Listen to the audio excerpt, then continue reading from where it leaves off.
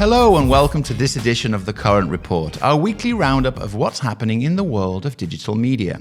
As Labor Day approaches here in the US, labor is on the table, with the writers and actors strikes disrupting Hollywood. Recent negotiations have failed to deliver an agreement, and there seems to be little progress, at least publicly, as the Screen Actors Guild hasn't returned to the bargaining table in over 6 weeks.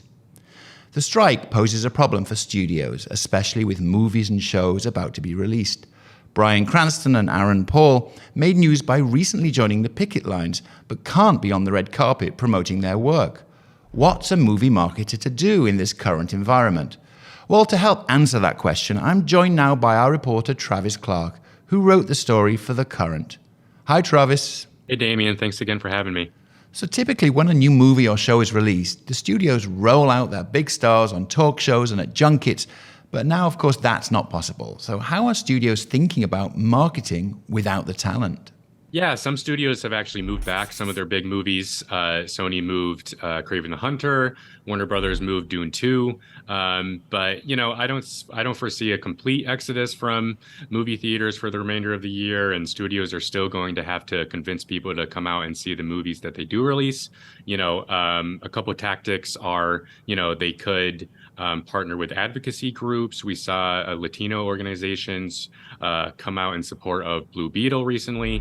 And social media influencers can play a big role. They already do in promoting movies, and they could continue to do so. You mentioned social media, of course, and that obviously plays a huge role in getting the word out.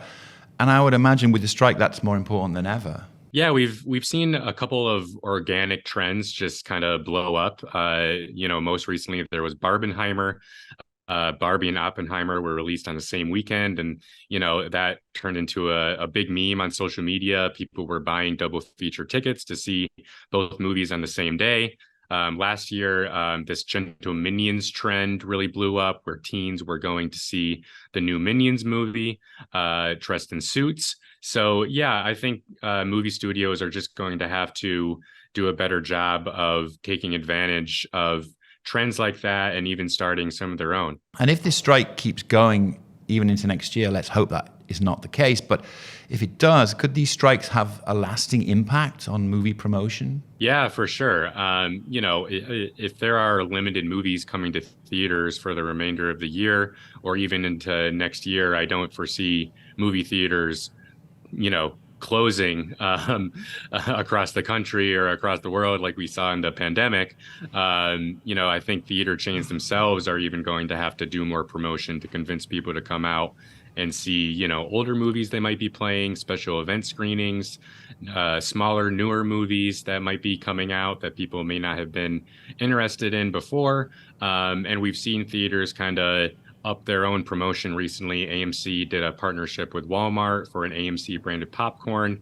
And the last 2 years, there's been National Cinema Day, where, theaters across the U.S. offer discounted tickets. And that seemed to drive a lot of people out that may not have gone to the theaters, if without that promotion. That's interesting. So getting strategic. And thanks so much for your reporting on this, Travis. And let's hope that next year we'll see the stars back on the red carpet. For sure. Thanks, Damien. Next, brand love was the hot topic at last week's Engineering Brand Love Summit in Columbus, Ohio. Many companies, such as Apple, Disney, Nike, seem to inspire something akin to brand love in their followers. But how can marketers build this kind of unwavering consumer admiration? Well, the answer may just lie in consumer behavioral data, which allows brands to develop brand affinity in new, personalized ways. That means developing campaigns that resonate with consumers on an individual level. For example, an automaker like Ford may tap into the life stage of a customer, whether they're a new homeowner or recently retired, before sending out a tailored marketing message for, say, its Ford F-150 truck. In short, whatever makes most sense for the customer.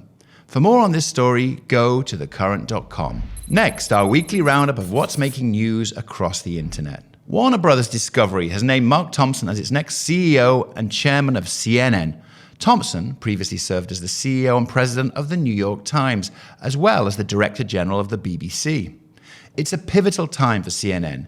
Its parent company just announced it would add the news network to its Max streaming service at the end of September to serve as the platform's live news streaming hub.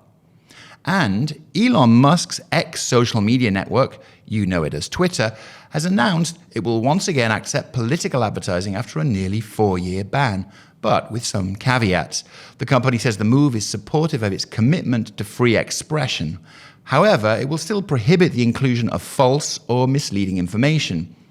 With next year's presidential election in view, the company wants to tap political campaign dollars, but says it will implement a robust screening process to make sure only eligible groups and campaigns are able to advertise. And that's it for this edition of The Current Report. For a deeper dive on all of these stories and more, check out thecurrent.com. We'll see you next week.